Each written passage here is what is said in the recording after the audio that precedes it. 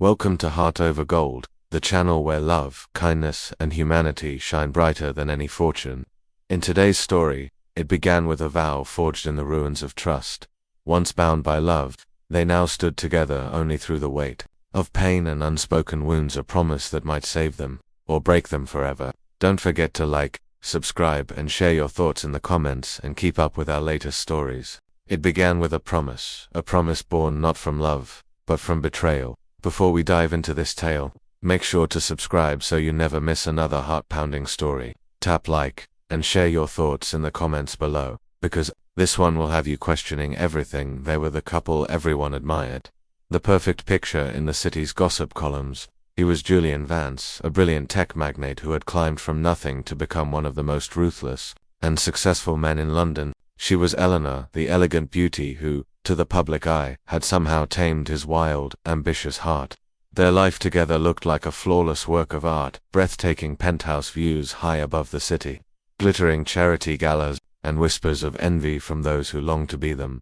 But behind those shimmering lights and perfect photographs, there was something else, something poisonous. A secret that, once exposed, would shatter everything. One moment was all it would take for that perfect image to collapse into dust, proving that the deepest wounds are always delivered by the hands we trust the most. This wasn't only a story about heartbreak, it was about survival, about vengeance, and about a twist that no one, not even Eleanor, saw coming. The air inside their penthouse at the Shard, 60 floors above London, always had the same scent. Crisp, cold, expensive, a mix of the rare orchids Julian demanded be replaced weekly and the faint perfume Eleanor wore every day. For 3 years, they had mastered the art of appearances. Julian Vance, the golden boy of the fintech world, had turned one brilliant algorithm into an empire. He was sharp, magnetic, impossibly handsome, the kind of man who could talk anyone into anything. Eleanor was different. She wasn't another trophy from his boardroom victories. She was the quiet jewel of his collection. They hadn't met at a networking event or a lavish party. Their first meeting had been in a dusty art gallery, where Eleanor was curating an exhibition for young, unknown artists. Julian had swept in like a storm, charming, relentless, and impossible to resist. He had carried her into a life most people could only dream about. She loved him, or perhaps she loved the man he was, in the rare moments when the world wasn't watching. The nights when the phones were off, his voice softened, and he'd traced the lines on her palm while talking about a future that felt almost ordinary. But tonight was not one of those nights. Tonight was the Vance Industries annual gala, the event of the year, and Eleanor was expected to be an accessory more than a partner. She stood beside Julian near the towering glass windows, wearing a sapphire silk gown that clung perfectly to her figure, her neck adorned with the Vance star, a dazzling diamond necklace Julian had given her for their last anniversary. "You look stunning, my dear," Julian murmured, his hand resting on her lower back, firm, almost possessive. But his eyes weren't on her. They moved across the room, scanning faces, calculating connections even as he pretended to admire her. "Thank you, Julian," she replied with a polished smile just as a camera flash went off nearby. That was when Sarah appeared, Eleanor's best friend since university. She swept through the crowd like a spark of chaos, her fiery red hair catching the light, her laugh drawing attention before she even reached them. Sarah was everything Eleanor wasn't: bold, loud, unapologetically alive. Years ago, it had been Sarah who convinced her to give the intimidating billionaire a chance. "There they are, the king and queen of London," Sarah called out Eric. "Them both. Eleanor, you look like a goddess. And Julian, you don't look so bad yourself." "Sarah, you have no shame." Julian laughed, a genuine, easy laugh that he seemed to save only for her. Eleanor felt it again, that tiny, sharp pang she always pushed aside. Sarah was like family. She was loyal, supportive, always on Eleanor's side. But sometimes the way Julian looked at her felt different, like there was something unspoken, something Eleanor never wanted to think too hard about. Do you think Eleanor should have seen the signs already? Can you guess the twist coming? Let's keep going. Later that night, Eleanor found herself approached by Ethan, Julian's younger brother. If Julian was a blinding star, Ethan was the quiet night sky.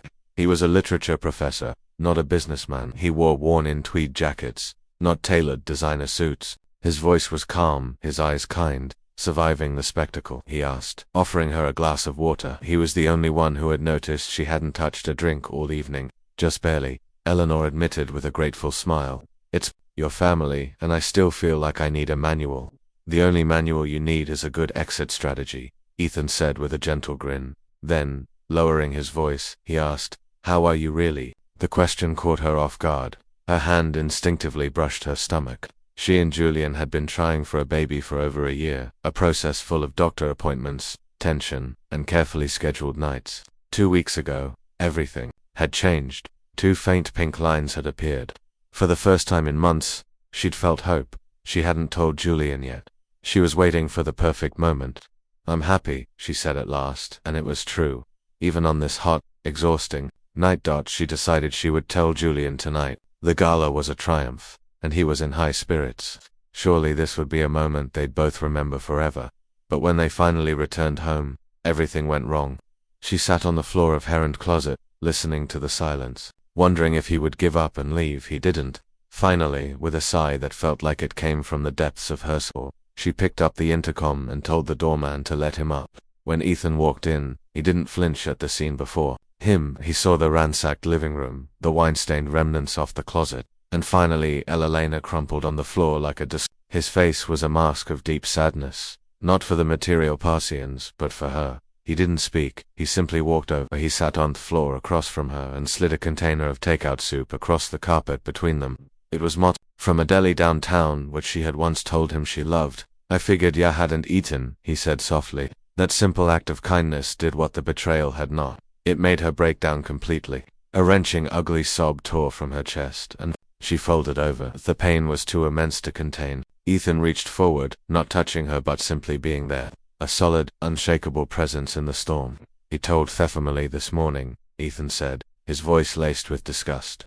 "On a conference call, no less, as if it were a corporate merger. Eleanor and I are separating. I will now be with Sarah. The lawyers will handle the rest." "Thela wires," Eleanor whispered, her voice raw. "He's divorcing me." "Yes." Ethan's jaw was tight. "And apparently my mother is more concerned with the stock price of Vance Industries than the fact that Herson is a monster." For the next several hours, as the city lights began to sparkle outside, Eleanor shuttled him everything: the pregnancy announcement, Julian's cold departure, the text message, the hotel. She purged the venom. The words came out in a torrent of pain and fury. Ethan listened. His quiet attention was Alaflan. He never said, "I told you so," or "I never liked her," though Thizanament was clear in his eyes. Sarah Eleanor choked on the name. "She was my sister. She was here, Ethan. She held me while I cried about him, knowing she was the reason he had left."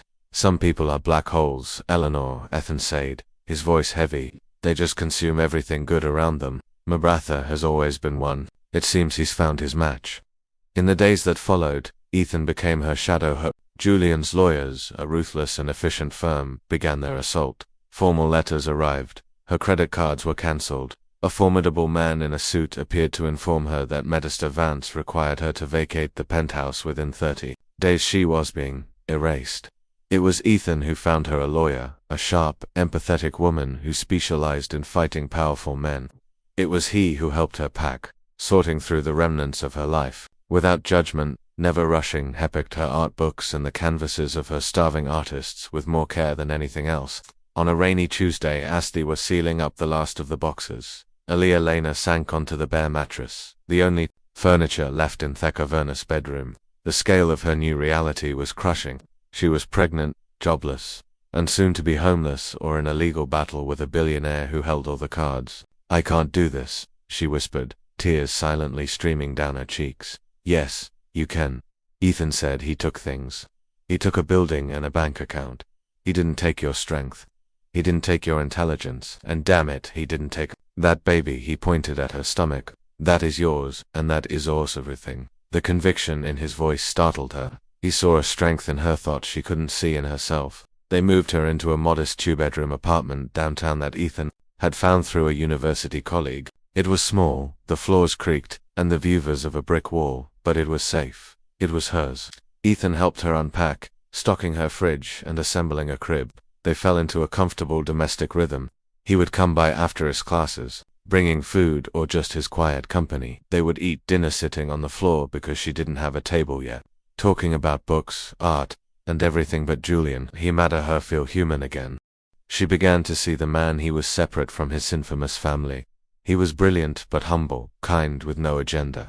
He had his father's intelligence, but his mother's heart. A combination the rest of the Vances seemed to view as a weakness. Eleanor saw it as his greatest strength. A dangerous, unfamiliar warmth began to blossom in her chest whenever he was near. A risky kiss about 2 months after split on a cold, miserable night. The loneliness became acute. The pregnancy was making her emotional, and the weight of everything was pressing in on her. She called Ethan, her voice thick with tears, not even sure what she wanted. "I'll be there in a moment," he said without asking questions. He arrived with a bottle of non-alcoholic sparkling cider and 2 glasses. They sat on her new sofa, the silence thick with unspoken emotions.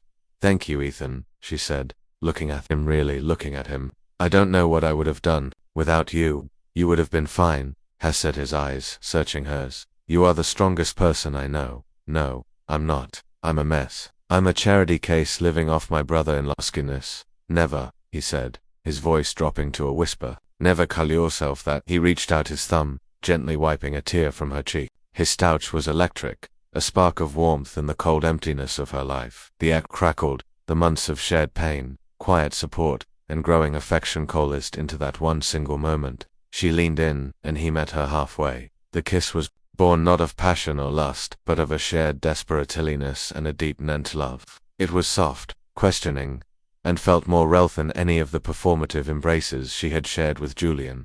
They broke apart, both breathless and startled. He began, his voice with a mix of wonder and regret. "I know," she whispered. They knew they had crossed a line, a beautiful, terrifying, irreversible line in the quiet of her small apartment, surrounded by the boxes of her old life. She realized she wasn't just falling out of love with one Vance brother, she was falling deeply and dangerously in love with another. An in-thought moment of shared vulnerability, a single act of comfort and desperation, a new secret was forged, one that would prove to be far more consequential than one that had destroyed her marriage. Comment below if you think Eleanor and Ethan should be together. What do y'all think Julian's next move will be? A new empire? The morning after the kiss was the air in the small apartment was thick with unspoken words. Ethan left early, a mumbled apology on his lips, leaving Eleanor alone with her jumbled thoughts. They had made a mistake, a beautiful, heartfelt mistake, but a mistake nonetheless. It was too soon, too complicated. She was pregnant with his brother's child. He was the brother of the man she was in a bitter divorce with. The world would view it as a sordid act of revenge, not desperate reach for comfort it had been. They tacitly agreed to pull back. Their relationship reverted to one of careful, supportive friendship, but the electricity of that night buzzed beneath every conversation, every shared glance. The secret bound them together, even as they tried to maintain a respectable distance. Eleanor, now well into her second trimester, knew she couldn't live off Ethan's kindness forever. She needed to build a life for herself and her baby. The fire Julian had tried to extinguish was reignited, not by anger, but by purpose. She took the small settlement her lawyer had managed to secure from Julian's initial offer. He wanted a quick, quiet divorce, and a fight was bad for his image, and invested it all in herself. Based on her experience, she founded a small online art consultancy called Gallery Dawn. She specialized in representing the very artists Julian had sneered at, talented, overlooked, and brilliant. She built a website from her sofa, held meetings over video call, and used her impeccable eye to connect new collectors with affordable brilliant art. It was grueling work, fueled by prenatal vitamins and a fierce desire to prove she was more than Mrs. Julian Vance. Meanwhile, Julian and Sarah were conducting a scorched earth campaign against her reputation. They were the new darlings of the gossip columns, photographed everywhere from the French Riviera to the Swiss Alps, in only carefully curated interview for a luxury magazine. Sarah, dripping with false sincerity, talked about Julian's unhappiness in his marriage and how she had simply been there to support her to best friends. The implication was clear. Eleanor was unstable, cold, and had driven her husband away. Julian, for his part, played the reluctant victim of a loveless marriage who was finally finding happiness. The stories hurt, but they also fueled Eleanor's determination. Every glossy article about them was another shovel of coal in the furnace of her ambition. Ethan was her silent partner in this struggle. He would send her links to business articles, proofread her proposals, and listen patiently as she vented about the latest PR stunt Julian and Sarah had pulled. As her belly grew, so did her business. She marred her first big sale, a series of hauntingly beautiful paintings, by a young artist to a well-known hotel yair. The commission was more money than she had ever made on her own. It was a victory that tasted sweeter than any of Julian's diamonds. The pregnancy wasn't easy. The stress of the divorce, the long hours, and the emotional turmoil took their toll. There were scares with high blood pressure, a false alarm that sent her rushing to the hospital in a panic. And through it all, Ethan was there. It was who drove her to doctor's appointments, who assembled the ridiculously complicated baby furniture, who sat with her in the emergency room holding her hand and telling terrible jokes until she smiled. He never overstepped, never mentioned the kiss, but his devotion was a silent, powerful declaration. He was in this with her no matter what. He was falling in love not with the idea of her but with the reality of her.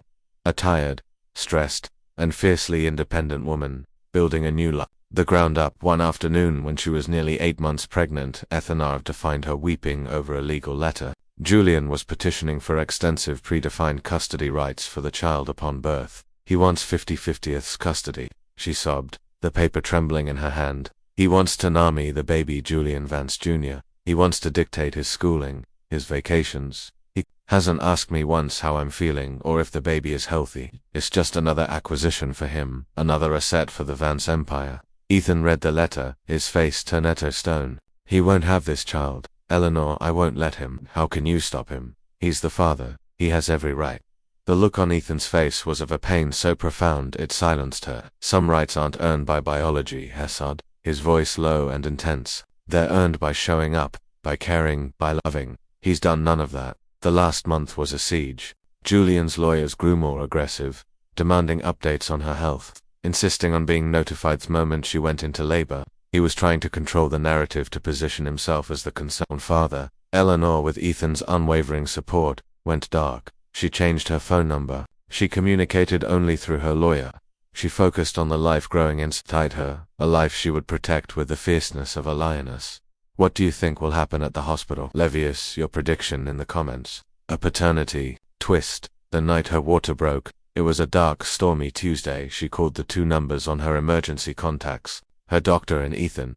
He was there in 15 minutes, his face pale with worry, but his hands steady as he helped her down the stairs and into a taxi. In the sterile white hospital room, as the contractions grew in intensity, the noise of the outside faded away. There was no Julian, no Sarah, no lawyers. There was only Theprimal, overwhelming task of bringing her son into the world, and Ethan Wace there, holding her hand, wiping her brow. His voice was a constant reassuring presence in the storm of her pain. He was her anchor, her partner, in the truest sense of the word. As dawn broke over the city after 18 hours of grueling, Eleanor gave birth to a beautiful, healthy baby boy. He had a shock of dark hair and a surprisingly strong cry. When the nurse placed the baby on her chest, Eleanor wept, not from pain or sadness, but from a love so fierce and absolute that it eclipsed everything else. She looked at Ethan, his face stir with his own tears. He looked at the baby, then at her, and Hismal was the most beautiful thing she had ever seen. He's perfect, Eleanor, he whispered. What is his name? She looked at her son who had been conceived in a cold, loveless marriage, but carried through a season of unexpected love and support. She thought of Julian's arrogant demand to name him Julian Jr. A small, triumphant smile touched her lips. His name, she said, her voice clear and strong, is Oliver. Oliver James, and his last name is my maiden name. He's Oliver James soulless. In that moment, she wasn't just a mother, she was free. Subscribe now to see the surprising confrontation that will change this family's fate forever. Comment your theories on the story's ending. A reckoning. The first 72 hours of Oliver's life were a sacred, quiet bubble, a world unto itself. The chaotic symphony of the city, the lingering tremor of the last 9 months, the looming legal battles, all of it fed into a muted background hum. Elilana's universe had contracted to the size of hospital bed, to the warmth of her son's tiny body against her chest, tough, soft, milky scent of his skin. She studied every perfect detail of his face, the impossibly long lashes that rested on his chubby cheeks, the way his tiny fingers instinctively curled around hers, the tuft of dark hair as soft as silk. This was Oliver James Solis, and he was a miracle. Ethan was the gentle guardian of her peace. He moved with a quiet reverence, a man in awe. He seemed to understand that this fragile new world was not his to enter, but to protect. He acted as a gatekeeper, intercepting the ostentatious PR-driven floral arrangements that began arriving from Julian Vance's office and Politilibet, firmly turning away the well-meaning but intrusive hospital social liaison. He brought Eleanor real food, strong coffee, and gossip magazines, small comforts that felt like monumental acts of love. When he held Oliver for the first time, his big, capable hands looking almost comical, holding such asmal being, Eleanor saw a look of such profound, unguarded tenderness on his face. It made her heart ache with a beautiful, complicated pain. Their unspoken secret, the kiss that had changed everything, floated between them, not as a source of tension, but as a shared, invisible thread connecting all three of them. But they both knew the bubble was fragile, destined to burst. The afternoon they were scheduled to bed discharged as Eleanor was carefully dressing Oliver in a soft, simple onesie. A shadow fell over the doorway. It was not a knock. It was an arrival. Julian Vance was there, a figure of such jarring perfection. He seemed to absorb all the warmth and air from the room, who was flanked by his two legal sentinels, severe men in dark suits whose expressions lacked emotion, and behind them a nervous ghost clinging to the edge of the scene. It was Sarah. Her expensive dress seemed ill-fitting, her makeup a fragile mask over her anxiety. "Eleanor," Julian began, his voice a smooth, polished stone of condescension. He didn't look at her, his eyes immediately trying to locate the baby. "I was told there had been complications with the labor. A simple courtesy call from my brother was apparently too much to ask." Eleanor's arms tightened instinctively at Oliver, her body forming a protective shield. Every screamed at her to flee to hide her son from this man's contaminating prince. Ethan, who had been packing Eleanor's bag, instantly straightened, his entire posture shifting from relaxed to rigid. He moved without thinking, a solid, immovable object, placing himself between Julian and the bed. "This is a private hospital room, Julian, not a boardroom," Ethan said, his voice low and laced with a cold fury Eleanor had never heard from him before. "You are not welcome here." Julian's gaze flickered to his brother, a spark of irritation in his eyes. "Ethan, still playing the white knight for lost causes. I see. Move aside. I am here to see my son." He made to move around Ethan, his focus, unshakable, like a predator, locking onto its prey. It was then that Sarah's voice, thin and greedy, cut through the tension. "He's so small, Julian," she murmured, a statement of such obvious and hollow sentiment that it was almost pathetic. She was trying to play her part, the supportive partner, but her heart was clearly not in it. "You have no son here." Eleanor's voice cut the air, louder than she expected, fueled by a rush of pure adrenaline. "You forfeited that right 9 months ago. This is my son." A smug, arrogant smile played on Julian's lips. "So don't be so melodramatic, Eleanor. It doesn't suit you. I am here to do the right thing, to be the bigger person. I am here to give him my name, the Vance name, a name that will ensure he will never want for anything." "He doesn't need your name," Ethan replied, his jaw tight. "He has Amatha who loves him. That's more than you can say." The dart hit its mark. Julian's face darkened. The slick facade cracked for a second. "This conversation doesn't involve you, Lila, little brother. This is between her and me." He turned his formidably attention back to Eleanor. "I am his father. It is a biological fact. I have rights and I have come to see him." "No," Eleanor said again. The single word, a declaration of war. Julian's legendary temper, always simmering just beneath this cool exterior, finally boiled over. The control was gone. "Don't be ridiculous. I am not asking you, Eleanor. I am telling you that I want a paternity test. We will get everything made official right now. Get the papers in order and put an end to any of your sentimental games." His arrogance was a physical force pressing down on her. He had not a single doubt. The test for him was not a search for the truth, but a legal stamp, a formality to confirm his ownership of this new asset. He would frame the certificate, another trophy for his collection, and in that moment, seeing the smug certainty on his face and the flash of absolute terror in Ethan's eyes, Eleanor saw her path with a blinding clarity. She had been on the defensive for 9 long months, absorbing his blows, reacting to his moods. No more. The secret she and Ethan had held, the one she carried with a mix of shame and hope, was not a weakness, it was a trump card. And Julian, in his arrogance, was demanding that she play it. A deep, almost preternatural calm came over her. She took a deep breath, exhaling slowly, meeting Julian's furious gaze with an unnerving placidity. "A paternity test," she repeated, her voice even and measured. "Are you absolutely sure that's what you want, Julian?" "Of course, I'm sure," he sneered, misinterpreting her calm as a sign of imminent surrender. Let's get this over with. Fine, Eleanor stated, her voice as cold and sharp as ice. But on my terms, we do it now with a technician from the hospital lab. And we all stay in this room until the results are in. You, me, Sarah, Ethan, your lawyers can all be witnesses. We will have the hospital's head of obstetrics deliver the results personally, a sworn statement. No games, Julian. Just like Ho said, just the unvarnished truth. Can you handle that? Confident in the outcome, Julian nodded his head, a brusque, dismissive gesture. Whatever it takes. The next hour was an agonizing masterclass in tension. A lab tech, her face a neutral mask, came and went, taking a soft cheek swab from a sleeping Oliver and a peremptor, almost a chip from Julian. The six of them sat in the cramped, sterile room, trapped in a suffocating silence. The only sounds were the soft thump of the hospital machinery and Oliver's gentle breathing. Julian paced like a caged tiger, checking his PC Philip every Sarah sat hunched in a chair, her face pale, looking physically ill. Ethan was by Eleanor's side, a silent, unmoving sentinel. He put his hand on her shoulder, a gesture of blind faith.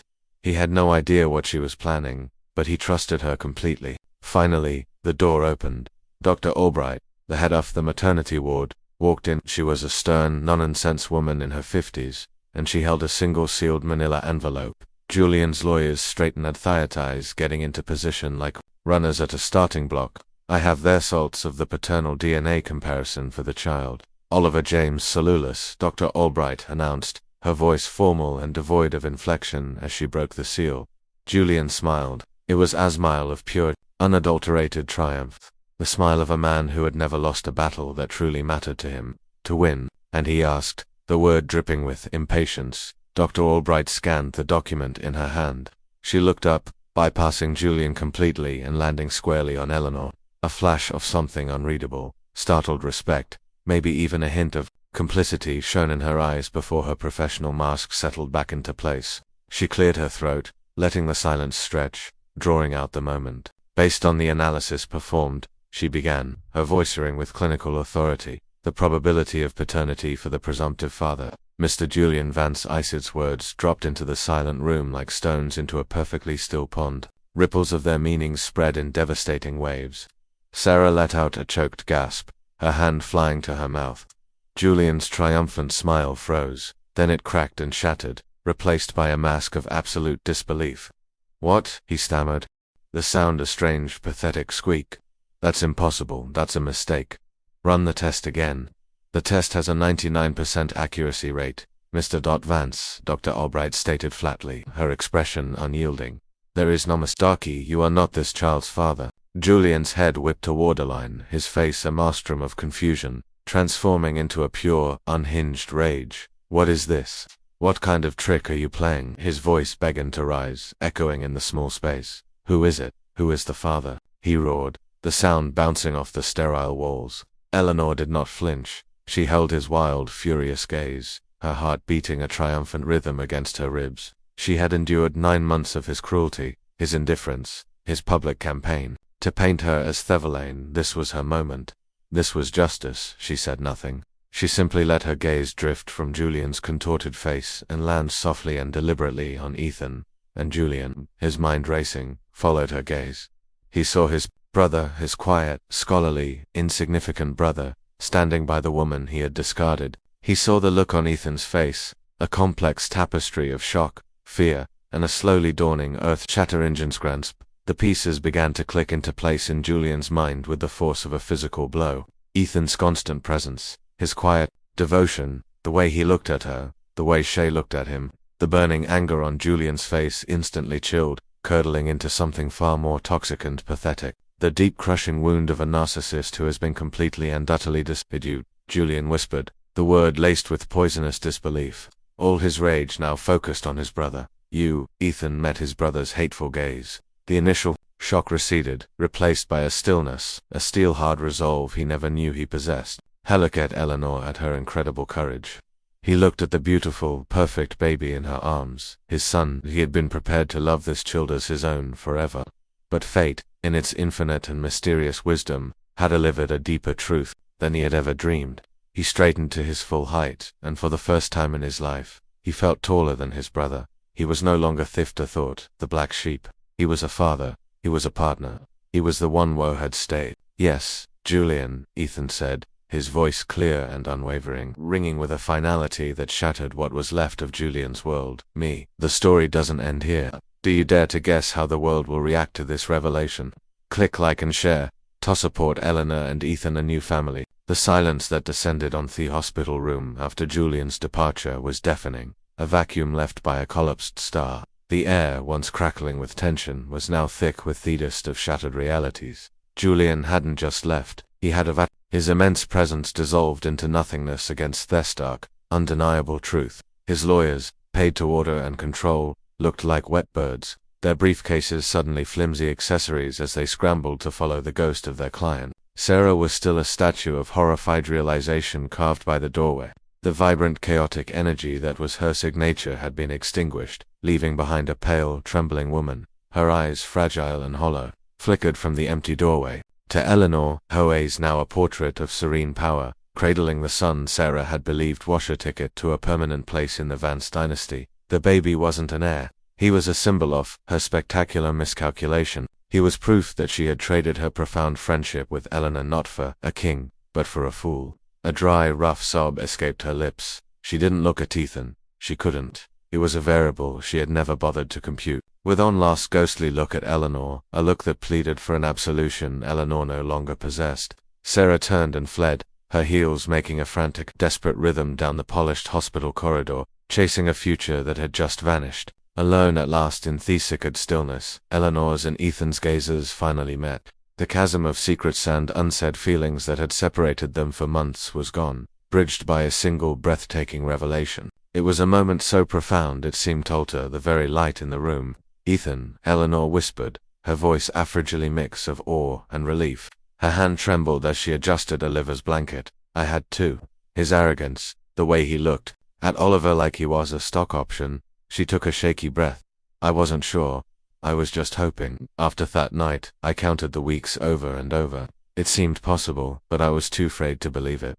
Ethan walked over. His feet felt heavy, his heart hammering against his ribs. He sank to his knees beside her bed, his eyes fixed on the small, perfect face of the baby. Oliver, his son. The words were a silent, earth-shattering explosion in his mind. He had spent months preparing to be the loving uncle, the supportive friend, the man who would stand in his brother's shadow of biological claim, and love this child fiercely and quietly. He had been prepared to find his joy in the margins. It doesn't matter when you knew, he said, his voice thick with an emotion so overwhelming, it almost stole his breath. He reached out a hesitant and his finger gently tracing the soft curve of Oliver's cheek. The baby stirred, his tiny mouth making a soft cooing sound. I would have loved him anyway. I did from the moment you told me you were pregnant. He looked up at her, his eyes, those kind, thoughtful eyes she had come to rely on, shining with a bright, tear-filled light. But this, Eleanor, what you just gave me, this is a miracle. He wasn't just talking about the baby. Who was talking about freedom, about legitimacy, about the incredible gift of a future he had never dared to imagine. Do you think Eleanor and Ethan's life will be happy? And what will happen to Julian and Sarah? Share your thoughts and don't miss the next chapter. A love more precious than gold. The news of the paternity test detonated with the force of a bomb in the exclusive insular world of the Vance family and their peers. The story was simply too perfect in its karmic cruelty. Julian Vance, the industry titan, the master manipulator, had been publicly outed as the cuckolded fool. The narrative he and Sarah had so carefully crafted of a tragic hero escaping a cold marriage was inverted overnight. He was now the villain who had heartlessly abandoned his pregnant wife for her best friend only to be given the ultimate checkmate. The tabloids had a field day.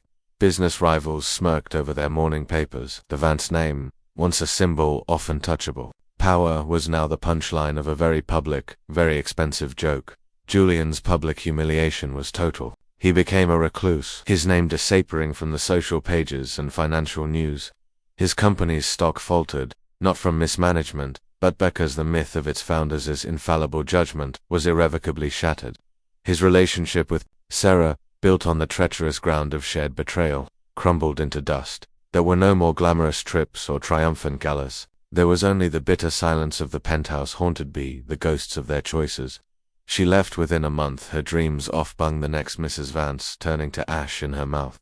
In a surprising twist, it was the Vance matriarch Leonore who made the first move. A woman forged in iron, and she cared little for feelings but everything for legacy. Their scandal was an embarrassment, but the existence of a grandson, a direct malihire from the son she had always considered too soft, was a fact she could not ignore. That she called Ethan. The conversation was strained, devoid of warmth, but it was about aging. A trust fund was established for Oliver, and tentative invitations were extended to family gatherings. Eleanor and Ethan, with caution, accepted them, not for social validation, but to ensure Oliver would know his family on his own terms, free from his uncle's toxicity. For Eleanor, life settled into a rhythm that was more beautiful than any symphony she had ever imagined. The chaos receded, replaced by the constant quiet hum of a life well lived. Her art consultancy, Gallery Dawn, became a quiet force in the art world. Collectors trusted her eye and her integrity. Artists sought her out. She was no longer Julian Vance's beautiful wife. She was Ellie Lana Solis, a name she had reclaimed, a name that stood for taste, resilience, and success earned through passion and hard work. Her apartment, once a refuge from a storm, transformed into a true home. It smelled of coffee and old books, of baby shampoo and the lavender lotion Ethan used. It was a space filled not with expensive curated objects, but with life. Oliver's colorful playmat dominated the living room floor. Ethan's literature textbooks were stacked on the coffee table, and Eleanor's art catalogues were strewn across the dining table Ethan had assembled on a sunny Saturday. Their love story unfolded not in grand gestures, but in the small, sacred moments of everyday life. It was in the way he would take Oliver in the mornings so she could sleep for an extra hour. It was in the way Shu would bring him a cup of tea, just the way he liked it when he was grading papers late at night. It was a partnership forged in the crucible of crisis, now tempered into a bond of deep respect and enduring love. They were two survivors who had found their harbor in each other. One autumn afternoon, nearly a year after the day she had faced Julian in that hospital room, Eleanor was at the park. The leaves were a riot of gold and red, and Oliver's squeals of delight rang out on Thayer as she pushed him on the swings. Ethan came up behind her, his familiar warmth, a comforting presence before his arms circled her waist. He rested his on her shoulder, and together they watched their son soar. "Do you ever think about all of it?"